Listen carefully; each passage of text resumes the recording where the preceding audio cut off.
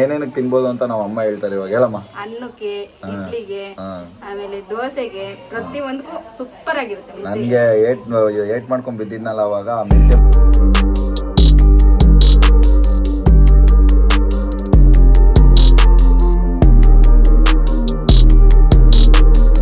So hi hello ನಮಸ್ಕಾರ ಎಲ್ಲರಿಗೂ, ನಾನು Rohan. Welcome back to my YouTube channel.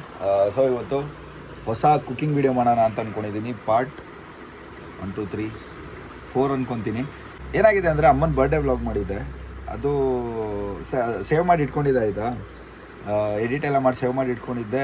Next ದಿನ ಪೋಸ್ಟ್ ಮಾಡಬೇಕಾಗಿತ್ತು. ಏರಿಯಾದಲ್ಲಿ ಕರೆಂಟ್ ಇರಲಿಲ್ಲ. ಒಂದು 5 ಗಂಟೆಯಿಂದ ರಾತ್ರಿ 8 ಗಂಟೆ 9 ಗಂಟೆವರೆಗೂ ಕರೆಂಟ್ ಬರಲಿಲ್ಲ. ವೈಫೈ ಇರಲಿಲ್ಲ ಅಂತ ನಾನು ಅಪ್ಲೋಡ್ ಮಾಡ್ತೀರಾ ನಾಳೆ ಮಾಡೋಣ ಅಂತ ಹಂಗೆ ಇಟ್ಕೊಂಡಿದ್ದೆ. ನಾಳೆ ಮಾಡೋಣ. ನಾಳೆ RCB ಮ್ಯಾಚ್ ಇತ್ತು. ಯಾರು ಅಂದರೆ ಅಷ್ಟೊಂದು ರೀಚ್ ಇರಲ್ಲ. RCB ಮ್ಯಾಚ್ ನೋಡ್ತಾ ಇರ್ತಾರೆ ಎಲ್ಲರೂ. ನಾಡಿದ್ದು ಮಾಡೋಣ, RCB ಮ್ಯಾಚ್ ಆದಮೇಲೆ ಮಾಡೋಣ ಅಂತ. ಆಮೇಲೆ RCB ವ್ಲಾಗ್ ಮಾಡಿದೆ. RCB ಗೆಲ್ತಲ್ಲ ಫೈನಲ್, ಅದ್ರದ್ದು ವ್ಲಾಗ್ ಮಾಡಿದೆ. ಅದಕ್ಕೆ ವ್ಲಾಗಿಗೆ ಇದು ಫುಲ್ ತುಂಬ್ಕೊಂಡಿತ್ತು ಸ್ಪೇಸು. ತುಂಬ ಜಾಸ್ತಿ ಇತ್ತು. ಒಂದು 30 ಮಿನಿಟ್ಸ್ ಅಷ್ಟು ವ್ಲಾಗ್ ಮಾಡಿ ಕ್ಲಿಪ್ಸ್ ಎಲ್ಲ ಹಂಗೆ ಇಟ್ಕೊಂಡಿದ್ದೆ, ಎಡಿಟ್ ಮಾಡಿ ಹಂಗೆ ಇಟ್ಕೊಂಡಿದ್ದೆ.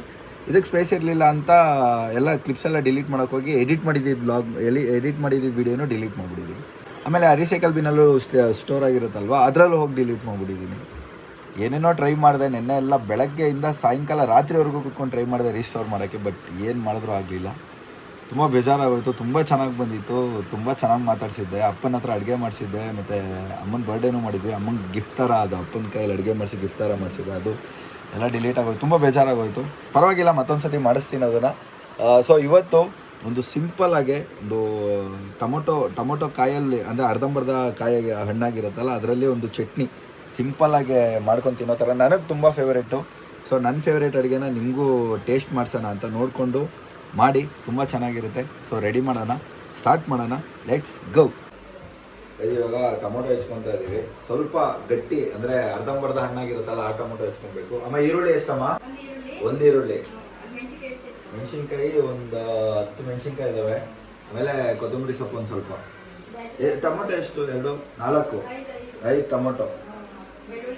ಮನೇಲಿ ಒಬ್ಬೊಬ್ಬರೇ ಇಡ್ತೀರಲ್ವಾ, ಮೀನ್ಸ್ ಒಬ್ಬೊಬ್ಬರೇ ಸ್ಟೇ ಮಾಡ್ತಾ ಇರ್ತೀರಲ್ವಾ, ಅವ್ರಿಗೆ ತುಂಬ ಹೆಲ್ಪ್ ಆಗುತ್ತೆ. ತುಂಬ ಚೆನ್ನಾಗಿರುತ್ತೆ. ನನ್ನಂತೂ ತುಂಬ ಫೇವ್ರೇಟ್.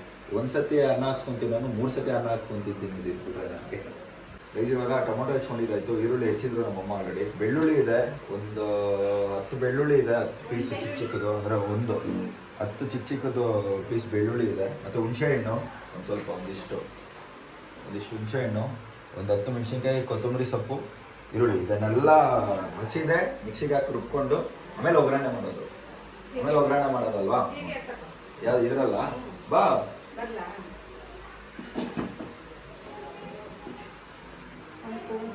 ಹಾಕು.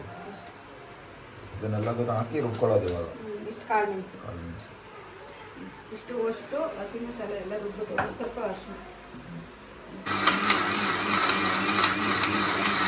ಇವಾಗ ಒಂದು ಬಾಂಡಿಗೆ ಸ್ವಲ್ಪ ಎಣ್ಣೆ ಹಾಕ್ಕೊಂಡು, ಸ್ವಲ್ಪ ಅಲ್ಲ ಒಂದು ಸ್ವಲ್ಪ ಜಾಸ್ತಿನೇ, ಅವಾಗಲೇ ಅದರದ್ದು ಚಟ್ನಿ ಕನ್ಸಿಸ್ಟೆನ್ಸಿ ಚೆನ್ನಾಗಿ ಬರುತ್ತೆ. ಇವಾಗ ಎಣ್ಣೆ ಕಾದ್ಮೇಲೆ ಒಂದು ಸ್ವಲ್ಪ ಸಾಸಿವೆ ಹಾಕಬೇಕು. ಚಿಟಪಟ ಅನ್ನುತ್ತೀವಿ ಇವಾಗ.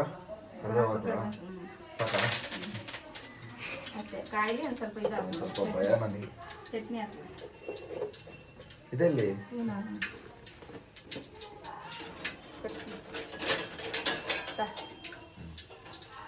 ಹಾಕೀಗ ಚಟ್ನಿ ಹುಷಾರು, ದೂರ ನಿಂತ್ಕೊಂಡು ಹಾಕು.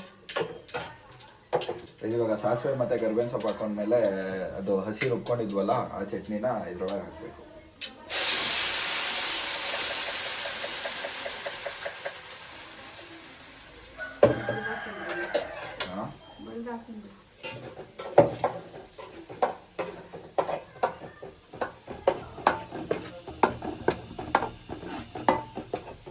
ಅಷ್ಟೇ ಸಿಂಪಲ್. ಇವಾಗ ಇದನ್ನ ನೀಟಾಗಿ ಕುದಿಸ್ಕೊಂಡ್ಬಿಟ್ರೆ ಚಟ್ನಿ ರೆಡಿ. ಬಿಸಿ ಅನ್ನಕ್ಕೆ ಆಮ್ಲೆಟ್ ಮಾಡ್ಕೊಂಡು ತಿಂತಾ ಇದ್ರೆ ಬೇರೆ ಥರನೇ ಇರುತ್ತೆ. ನನಗಂತೂ ತುಂಬ ಇಷ್ಟ. ನೀವು ಟ್ರೈ ಮಾಡಿ, ನಿಮಗೂ ಇಷ್ಟ ಆಗುತ್ತೆ. ಗೈಸ್, ಏನು ಈ ಚಾನಲಲ್ಲಿ ಬರೀ ಕುಕಿಂಗ್ ವೀಡಿಯೋಸ್ ಬರ್ತದೆ ಅಂತಲ್ಲ ಅನ್ಕೊಂಬಿಡಿ. ಇದು ಸಿಂಪಲಾಗಿ ಒಂದು ಮನೆಯಲ್ಲಿ ಬ್ಯಾಚುಲರ್ಸ್ ಇರ್ತಾರಲ್ಲ ಅವ್ರಿಗೆ ತುಂಬ ಈಸಿ ಆಗಲಿ ಅಂತ ಇದನ್ನು ಮಾಡಿದೆ. ಆ್ಯಕ್ಚುಲಿ ಇನ್ಮೇಲೆ ಓಡಾಡೋಕ್ಕೆ ಸ್ಟಾರ್ಟ್ ಮಾಡ್ತಾ ಇದ್ದೀನಿ. ಇನ್ಮೇಲೆ ಡೈಲಿ ವ್ಲಾಗ್ಸ್ ಬರ್ತಾ ಇರುತ್ತೆ. ಎಲ್ಲೆಲ್ಲಿ ಓಡಾಡ್ತೀನಿ, ಏನೇನು ಮಾಡ್ತೀನಿ ಎಲ್ಲದನ್ನು ವ್ಲಾಗ್ಸ್ ಮಾಡ್ತೀನಿ. ಆದರೆ ಮನೇಲಿದ್ದ ಕುಕಿಂಗ್ ವ್ಲಾಗ್ಸ್ ಮಾಡ್ತೀನಿ. ಇವಾಗ ಚಟ್ನಿ ಕುದಿಬೇಕು. ಕುದ್ದಾದ್ಮೇಲೆ ಒಂದು ಸ್ವಲ್ಪ ನೀರು ಹಾಕಿ ನೀಟಾಗಿ ಚಟ್ನಿ ಕನ್ಸಿಸ್ಟೆನ್ಸಿ ಬರುತ್ತಲ್ವ, ಫುಲ್ಲು ಕುಕ್ ಆಗುತ್ತೆ. ಆ ಥರ ಆದಮೇಲೆ ಹಾಕ್ಕೊಂಡು ಅನ್ನಕ್ಕೆ ತಿಂತಾಯಿದ್ರೆ ನೆಕ್ಸ್ಟ್ ಲೆವೆಲ್ ಇರ್ತಾರೆ. ಟ್ರಸ್ಟ್ ಮೀ, ನಿಮಗೂ ತುಂಬ ಇಷ್ಟ ಆಗುತ್ತೆ. ಸಖತ್ ಸಿಂಪಲ್ಲಾಗೆ ಒಳ್ಳೆ ಟೇಸ್ಟಿಯಾಗಿರೋ ಚಟ್ನಿ ಇದು. ಒಂದ್ಸತಿ ಟ್ರೈ ಮಾಡಿ, ಸಖತ್ ಇಷ್ಟ ಆಗುತ್ತೆ. ಗೈಸ್ ಇವಾಗ ಕುದೀತಾ ಇದೆ ಇದು. ಸ್ವಲ್ಪ ನೀರು ಇರ್ಬೋದು, ಸ್ವಲ್ಪ ಕುದ್ಮೇಲೆ ನೀಟಾಗೆ ಗಟ್ಟಿ ಆಗುತ್ತೆ, ಚಟ್ನಿ ಥರ ಆಗುತ್ತೆ. ಎಣ್ಣೆ ಎಲ್ಲ ನೀಟಾಗಿ ಬಿಟ್ಟ ಮೇಲೆ ರೆಡಿಯಾಗಿದೆ ಅಂತ ಅರ್ಥ. ಅವಾಗ ನೀವು ಹಾಕ್ಕೊಂಡು ಜಮಾಯಿಸ್ಬೋದು. ಇದು ಇವಾಗ ರುಚಿಗೆ ತಕ್ಕಷ್ಟು ಉಪ್ಪು ಹಾಕೊಬೇಕು. ನಾವು 2 ಸ್ಪೂನ್ ಹಾಕೊತಾ ಇದೀವಿ, ನಿಮ್ಗೆ ಎಷ್ಟು ಬೇಕೋ ನೀವು ಹಾಕ್ಕೊಳ್ಳಿ. ಘಮ ಘಮ ಅಂತ ಇದೆ. ಇದಕ್ಕೆ 2 ಪೀಸ್ ಚಿಕನ್ ಹಾಕ್ಬಿಟ್ಟಿದ್ರೆ ಚಿಕನ್ ಚಟ್ನಿ ಆಗ್ಬಿಡೋದು. ಏನೇನಕ್ಕೆ ತಿನ್ಬೋದು ಅಂತ ನಾವು ಅಮ್ಮ ಹೇಳ್ತಾರೆ ಇವಾಗ. ಹೇಳಮ್ಮ. ಅನ್ನಕ್ಕೆ, ಇಡ್ಲಿಗೆ, ಆಮೇಲೆ ದೋಸೆಗೆ, ಪ್ರತಿಯೊಂದಕ್ಕೂ ಸೂಪರ್ ಆಗಿರುತ್ತೆ. ನನಗೆ ಏಟ್ ಮಾಡ್ಕೊಂಡ್ ಬಿದ್ದಿದ್ನಲ್ಲ ಅವಾಗ ಮೆಂತೆ ಮುದ್ದೆನೇ ಇದ್ರ ಚಿಕನ್ ಮಾಡಿದಾಗ ನಾನು ಸೋಮವಾರ ಶನಿವಾರ ಬಿಟ್ಬಿಟ್ಟಿದ್ದೆ. ಚಿಕನ್ ಮಾಡಿದಾಗ ಚಟ್ನಿ ತಿನ್ಸೋರು ನನಗೆ. ಇದು ಚೆನ್ನಾಗಿ ಇಷ್ಟ ಅಂದ್ರೆ ಈ ಚಟ್ನಿ ತುಂಬಾ ಇಷ್ಟ ನನಗೆ. ಅದೇ ಹೇಳಿದ್ನಲ್ಲ, 1 ಸತಿ ತಿನ್ನೋದು 3 ಸತಿ ತಿಂತೀನಿ ನಾನು. ಇದನ್ನು ಸಕ್ಕತ್ ಇಷ್ಟ. ನಮ್ಮ ಫ್ರೆಂಡ್ಸ್ ಬಂದಿದ್ರು ಅವತ್ತು, ಅವ್ರಿಗೂ ಅರ್ಜೆಂಟಾಗಿ ಇದನ್ನೇ ಮಾಡ್ಕೊಟ್ಟಿದ್ರು. ತುಂಬಾ ಇಷ್ಟಪಟ್ಟು ತಿಂದ್ರು. ರೆಸಿಪಿ ಎಲ್ಲ ಕೇಳ್ಕೊಂಡಿದ್ರು ನಮ್ಮ ಅಮ್ಮನ ಹತ್ರ. ಅಷ್ಟೇ ತಕ್ಕಂತ ಮಾಡ್ಕೊಂಡು ತಿನ್ಬೋದು. ತುಂಬಾ ಚೆನ್ನಾಗಿದೆ. ಮತ್ತೆ ನೀವು 2-3 ದಿನ ಸ್ಟೋರ್ ಮಾಡ್ಬೋದು. ಇದನ್ನ ಏನೂ ಆಗಲ್ಲ. ಬ್ಯಾಚುಲರ್ಸ್ ತುಂಬಾ ಇಟ್ಕೊಂಡು ಮಾಡ್ಕೊಂಡು ತಿನ್ಬೋದು. ಎಲ್ಲರೂ ಹೋಗಿ ಬಂದಿರ್ತಾರಲ್ಲ, ಬೇಗ ಮಾಡ್ಕೊಂಡು ತಿನ್ಬೋದು. ಸರಿ, ಇವಾಗ ಬೇಗ ಕೊಡೋ. ನಾನು ಹೊಟ್ಟೆ ಹಸ್ವಾಗ್ತದೆ. ಬೆಳಗ್ಗೆಯಿಂದ ಊಟ ಕೊಟ್ಟಿಲ್ಲ. ಎಷ್ಟಾಯ್ತು ಟೈಮ್ ರಮ್ಮಿ? 12 ಗಂಟೆ ಆಯ್ತು. ನನಗೆ ಇನ್ನೂ ತಿನ್ನಕ್ಕೆ ತಿಂಡಿ ಕೊಟ್ಟಿಲ್ಲ. ಚಪಾತಿ ಮಾಡಿದಾರೆ. ನಾನು ಚಪಾತಿ ತಿನ್ನಲ್ಲ ಅಂತ ಗೊತ್ತವ್ರು, ಯಾರು ಚಪಾತಿ ಮಾಡ್ತಾರೆ. ಬೇಗ ತಿನ್ನೋಣ, ಹೊಟ್ಟೆ ಹಸ್ವಾಗ್ತದೆ ನನಗೆ. ನಂಗೆ ಆಚೆ ಕೆಲಸ ಇದೆ, ಆಚೆ ಹೋಗ್ಬೇಕು. ಬೇಗ ಮಾಡಮ್ಮ. ಈ ಥರ ಎಣ್ಣೆ ಬಿಡಬೇಕು. ಗಟ್ಟಿ ಆಗ್ತಾ ಇದೆ ಇವಾಗ. ನೀರೆಲ್ಲ ಬಿಟ್ಟು ನೀಟಾಗಿ ಗಟ್ಟಿ ಆಗ್ಬೇಕು ಈ ಥರ.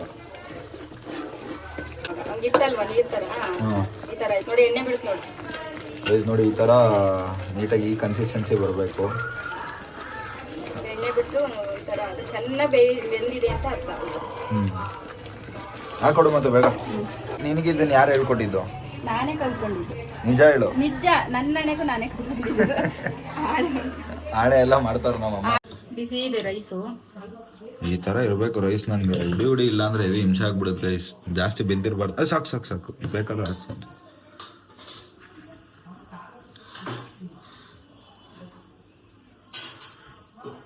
ಬಿಸಿ ಅನ್ನಕ್ಕೆ ಚಟ್ನಿ ಹಾಕೊಂಡು ತಿಂತಾ ಇದ್ರೆ ಏನಾದರೂ ನೆಂಚ್ಕೊಂಡು, ಅಂದರೆ ಏನಾದರೂ ನೆಂಚ್ಕೊಳ್ಳೋದು ಜೊತೆಗಿದ್ರೆ ಇನ್ನೂ ಚೆನ್ನಾಗಿರುತ್ತೆ. ಏನೋ ಒಂಥರ ಸೈಕಾಗಿರುತ್ತೆ ಗೈಸ್.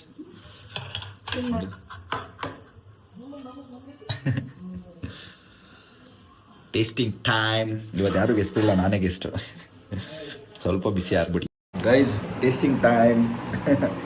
ಈಗ RCB ದಿನ, ಮ್ಯಾಚ್ ದಿನ ಕಿರ್ಚಿ ಇನ್ನೂ ಗಂಟ್ಲು ಸರಿ ಹೋಗಿಲ್ಲ ನನಗೆ.